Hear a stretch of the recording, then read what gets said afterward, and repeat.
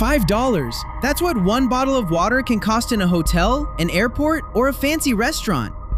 $5 for water. Meanwhile, the water from your tap costs almost nothing. Same H2O, same oxygen, same hydrogen. But one company convinced millions of people that the free water in front of them was suspicious, and the expensive water in the square bottle was somehow cleaner, safer, and closer to nature. How? Not by inventing water, by inventing an enemy. Your tap, your pipes, your city, your ordinary life, and then selling you an escape from it. 1996, Fiji, a remote island nation in the South Pacific. Blue ocean, tropical rain, postcard beaches, and a water problem most tourists never see. In the glossy version of Fiji, everything is paradise. But in the real Fiji, water infrastructure is complicated. Rural villages, outer islands, old pipes, storms, droughts, saltwater intrusion. Access to water is not as simple as the bottle makes it look. And then a Canadian businessman named David Gilmore sees something under the island of Viti Levu, an artesian aquifer, underground water, protected by layers of rock.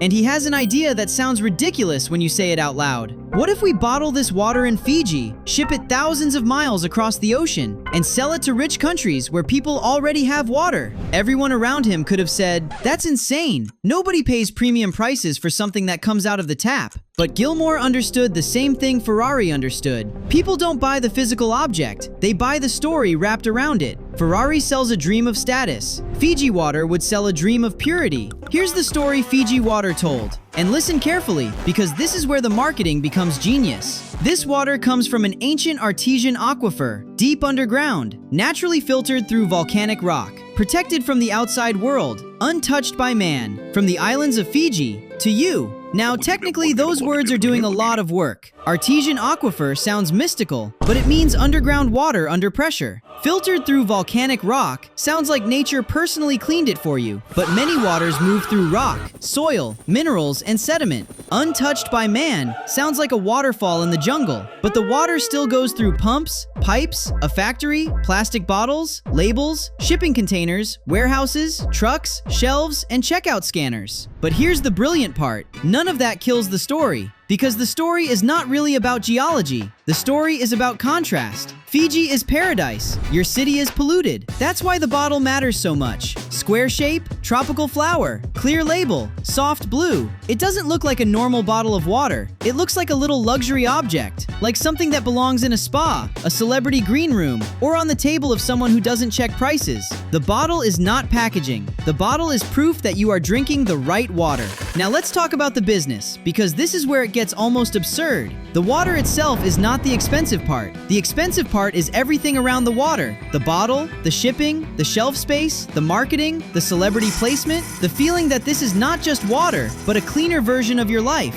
That's the trick. FIJI Water takes something common and makes it feel rare. Not rare like Ferrari, where production is limited and buyers are selected. Rare in a different way. Rare because it claims to come from far away. Rare because it feels untouched. Rare because the story says this water had to travel across the world to reach you. And that travel is part of the status. A local glass of tap water is too close, too normal, too invisible. But water from a remote island in the South Pacific? That feels premium. The distance becomes the product. The inconvenience becomes the proof. If it came from the other side of the planet, surely it must be special, right? That is how you turn water into a luxury margin machine. You don't sell hydration. Hydration is boring. You sell purity. You sell distance. You sell the idea that normal water is not good enough for someone like you. But the real genius was not just making Fiji feel pure. The real genius was making everything else feel dirty. Because if FIJI Water is just nice water, people might buy it once. But if tap water feels dangerous, people keep buying it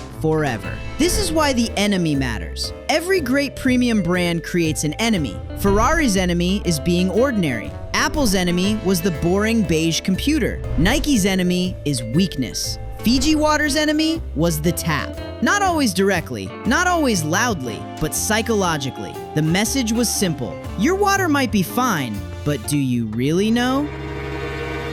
Do you know what's inside those pipes? Do you know how old they are? Do you know what rust looks like under your building? You don't. And because you don't know, the fear does the work. That's why one of Fiji's most famous marketing controversies was so perfect for the story. The brand once ran an ad saying, basically, the label says Fiji because it's not bottled in Cleveland. Cleveland didn't laugh. The city tested Fiji water and reported arsenic in the bottle, while Cleveland tap water had none in that test. Now, this does not mean Fiji water was some deadly poison. The point is more interesting than that. The point is that the pure paradise water was not magically above reality. It was water. It had minerals. It had chemistry. It could be tested, measured, compared, challenged. And suddenly, the myth looked much more fragile. And then the story gets darker. Because Fiji water is not just a bottle on a shelf. It is a bottle with a country's name on it. A country that still has real water infrastructure problems. Official data says Fiji has high access to basic drinking water. But safely managed drinking water is a different standard. Available when needed, on premises, and free from contamination. And by that standard, only a little over 40% of Fiji's population had safely managed drinking water in 2024. In rural areas, it was much lower. So think about the image. On one side of the world, Fiji is a luxury object on a hotel table. On the other side, some communities in the actual Fiji still deal with unreliable systems, rural water gaps, and contamination risks. The bottle says paradise. The infrastructure says something more complicated. And then came the tax fight. In 2010, the Fijian government moved to raise the water extraction tax on large bottlers. FIJI Water called the tax discriminatory and threatened to shut down operations. For the government, the company was important. Jobs, exports, global visibility. For the company, Fiji was the entire story. Neither side could easily walk away. That's the uncomfortable part. Fiji Water needs Fiji as a place, a name, a visual, a myth. But Fiji also needs the jobs, exports, and investment that come with the company. It's not a simple villain story. It's worse. It's a dependency story. The brand turns the island into paradise for outsiders, while the real island still has problems the bottle can't solve. But let's zoom out, because Fiji Water is not alone. The bottled water industry is worth hundreds of billions of dollars. Hundreds of billions. For something that falls from the sky, runs through rivers, sits underground, and comes out of taps in many developed cities for almost nothing. And every major bottled water brand plays some version of the same game. Some sell purity, some sell health, some sell minerals, some sell intelligence, some sell youth, some sell convenience. The actual product is water, but the emotional product is always something bigger. Dasani and Aquafina turned filtered municipal water into a packaged product. Evian made mountains feel luxurious. Smart Water made water sound scientific. Fiji made water feel exotic. The category is not really about thirst anymore. It is about identity.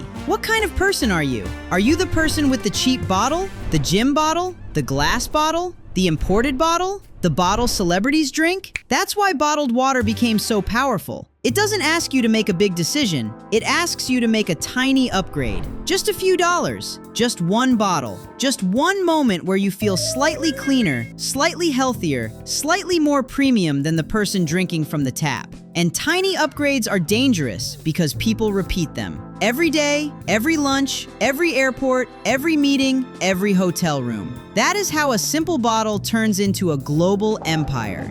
And then there is the plastic. This is where the Fiji story becomes almost too ironic. The brand sells pure nature in a disposable plastic bottle, ships it across oceans, and places it in the hands of people who often have safe water already available nearby. To be fair, the company has tried to respond. Fiji Water has talked about recycled plastic, sustainability programs, and foundations that support communities in Fiji. And those things are not meaningless. Jobs matter. Infrastructure matters. Donations matter. Recycled plastic is better than pretending plastic does not exist. But the contradiction doesn't disappear. The product is still a symbol of nature, packaged inside one of the biggest environmental problems on Earth. It tells you, drink this and you are closer to paradise. But the bottle itself is part of the system pushing paradise further away. That is what makes Fiji Water such a perfect business story. It is not just expensive water. It is a mirror. It shows how easily people will pay for a feeling, even when the feeling contradicts the product. Pure nature in plastic. Remote island paradise inside a global shipping network. Health wrapped in branding. Safety built on fear.